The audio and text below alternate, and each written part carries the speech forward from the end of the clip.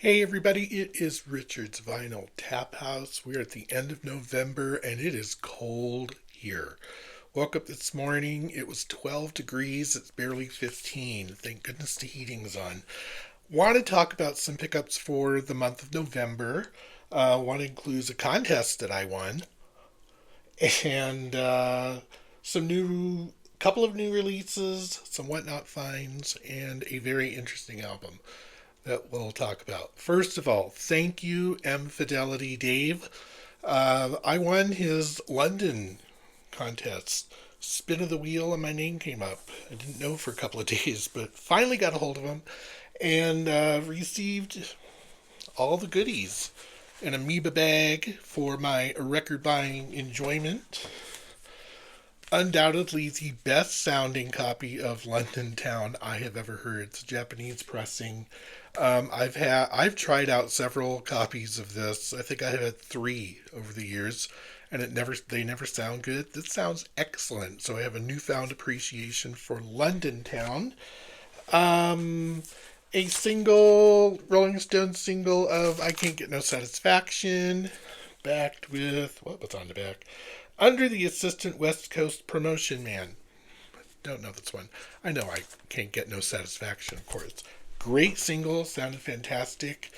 Out of Our Heads, Rolling Stones, mono reissue. This sounds fantastic too. I would say more than half of these songs I have never heard. I'm I'm not new to the Rolling Stones. I just don't have a whole lot of Rolling Stones, and most of it is later. So this was a great new spin for me. So that was fantastic. And last but not least, definitely I love the cover on this. London Calling from The Clash and Armageddon Time 12-inch. Absolutely stunning. Yeah, love The Clash, and who doesn't love London Calling? It was a great spin too. So thank you again, Dave, for an amazing contest. You had a huge response to that. Folks, check out his channel. Check out that contest. And some of the entries are really good. I learned a lot about London. I love London. Okay. Record Store Day was a few days ago, Black Friday. This was a weird financial month for me this year. So as much as I really wanted to go to town and pick up some really cool stuff, I had to dial back a bit. So I did pick up the In Excess Live Royal Albert Hall, one of the venues that was mentioned in Dave's contest many, many times. I think this is like a radio broadcast. It has to be, or something. It sounds good. The track list is pretty impressive. A lot of their big banger hits. It's a little tinny, so it just sounds a little bit thin overall. Maybe if they'd spread it out over two albums, I don't know. Glad to have it because I love In Excess from that era. So great stuff from In Excess. And I really wanted to pick up this Van Halen album. This is live at Wembley '95. Balance Tour. There's only a couple of songs off of Balance on here, but just for that alone, it's well worth it. Band was pretty much firing on all cylinders on this, even though they were kind of in disarray at this point and kind of getting ready to call it a day. But, great album. Lots of great photos from the show. Cover art, could have been more interesting, but oh well. So it is. Two new to me albums that I picked up. First of all, yes, Gary Newman released yet another live album. This is his 1000th show. I forget where it was recorded at, but it was in London somewhere. Another triple album, 1000th show. This was a couple of years ago, 2023. It covers kind of a different era than that more recent live album that he put out this year. More songs from like Jagged, more songs from, God, does he even go into Exile on here? Let's say, yes, Exile's on here.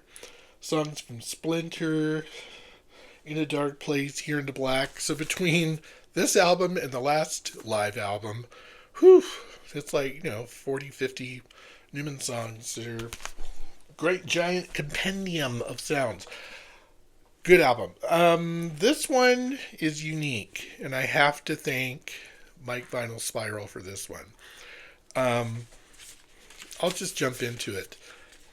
Keanu Nelson is a Australian Indigenous artist who put together this album, and it just got picked up, you know, to be worked on, if you will, with a keyboardist instrumentalist, and put this together. Long story short, this is the most emotionally charged album I've heard in years.